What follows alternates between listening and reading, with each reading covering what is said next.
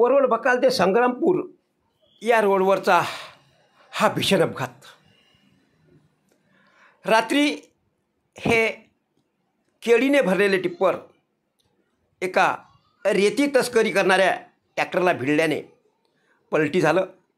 त्यात रेती तस्करी करणारे ट्रॅक्टरसुद्धा या ठिकाणी पलटी झालेलं दिसत आहे। तर त्यातील रेती ही रफादफा करण्यात आली असून काही अधिकाऱ्यांनी रात्रीच यात होत्याचं नव्हतं केलेलं आहे। एकंदरीत संग्रामपूर तालुक्यात रेती तस्करीला प्रचंड ऊत आलेला यावरून दिसून येत आहे। ही रात्रभर होताना दिसत आहे। काल रात्री 9:30 वाजता या दरम्यानची ही घटना। वरवड बकालकडून संग्रामपूरकडे रेतीने भरत जात असलेले टिप्पर पांडव नदीच्या जवळपास समोराहून येणाऱ्या एका